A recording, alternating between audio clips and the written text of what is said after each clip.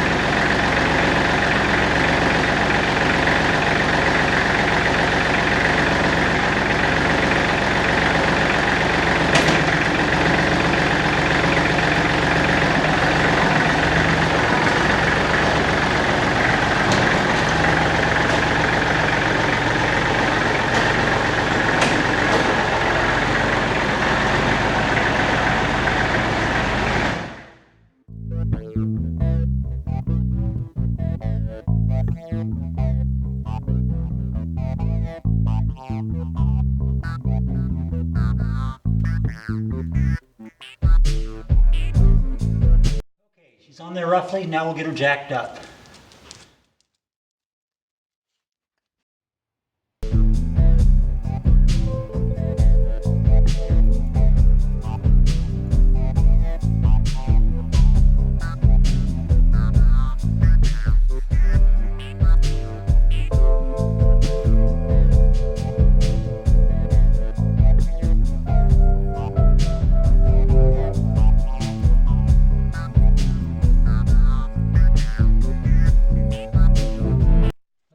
Next thing I'm going to do is jack the body up and place some two 4x4s, clamp them underneath the frame and out underneath the pinch weld rocker panel seams to set the body at the right height.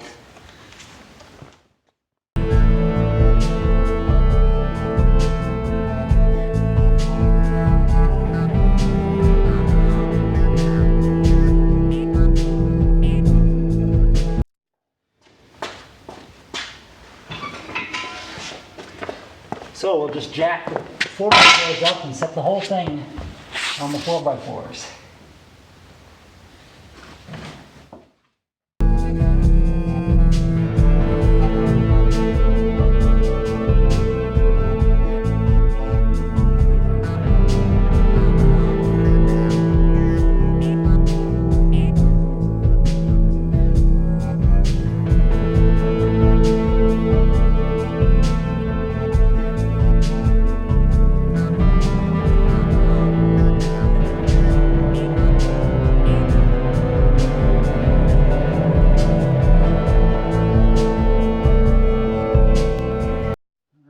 Looking good. Front one more time. That's looking good. So, level enough for government work.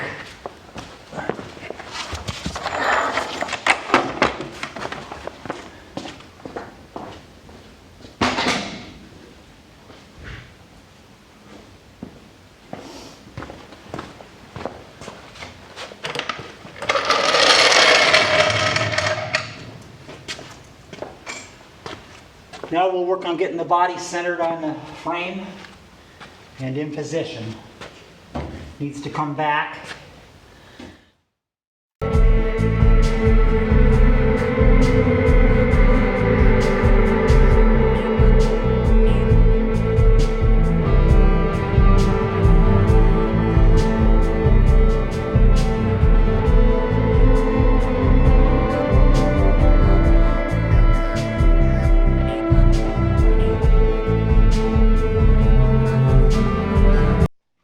Calling it good.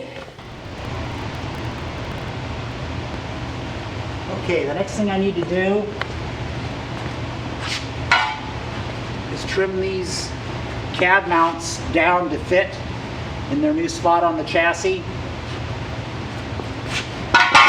and on the cab body.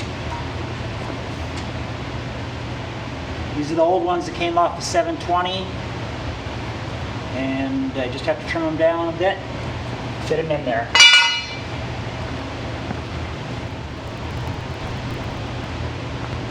Okay, I've got one of these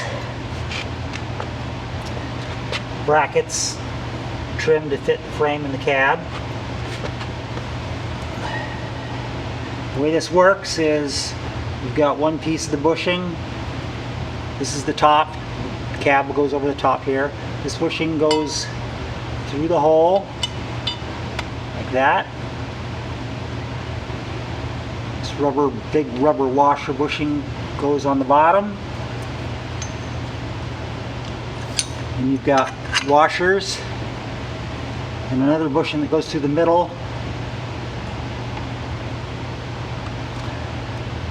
Right there. And the bolt will probably go down through this way, but for this I'll show you like so.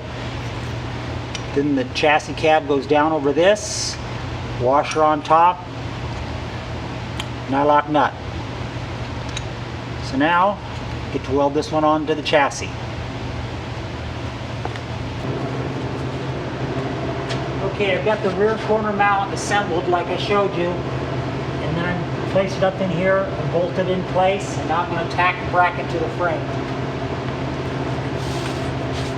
I'm not going to put full welds on the bracket because I don't want to put so much heat into it that I melt the poly mount.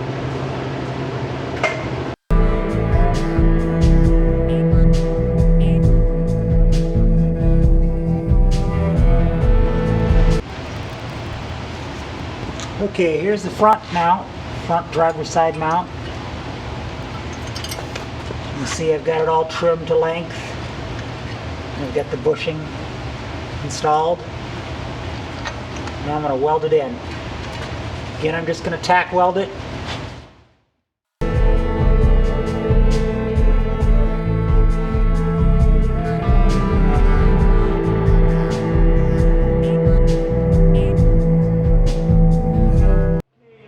Tack welds on that. Now we'll do the other side.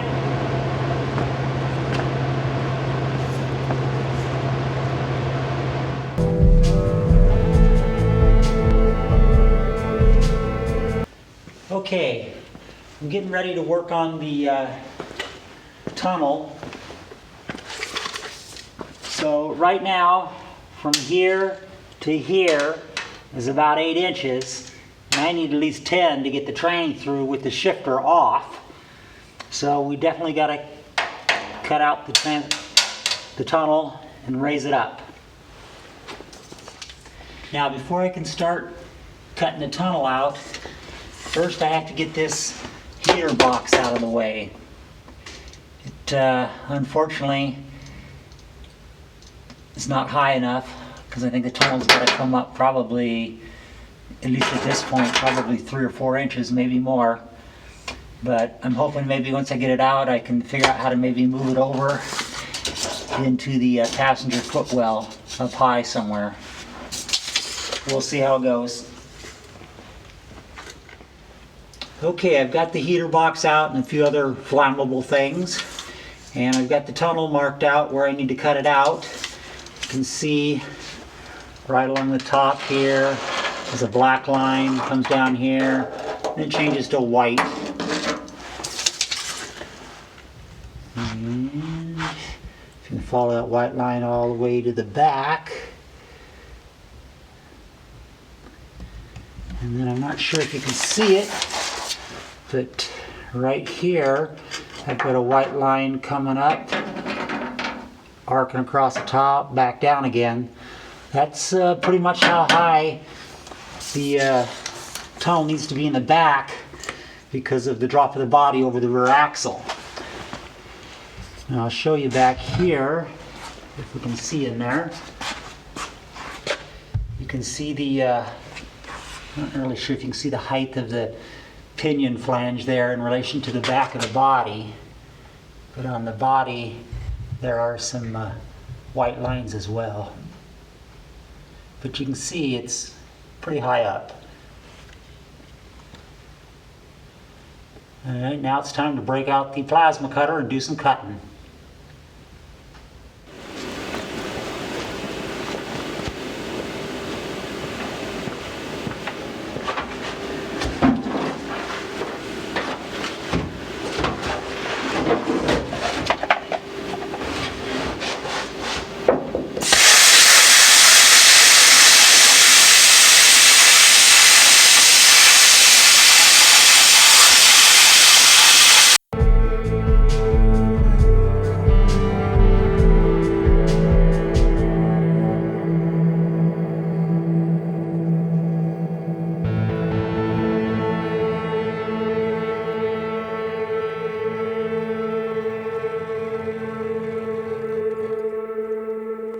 Okay, let's see if we can get that piece out of there.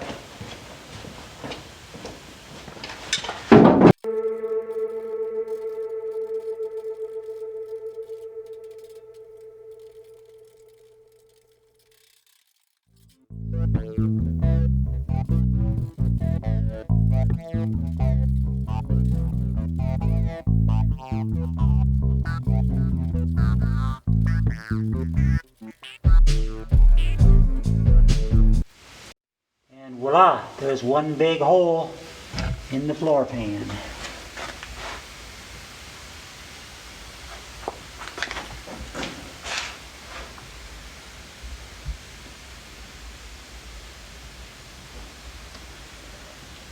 And over here, here's what's left of the tunnel that I cut out.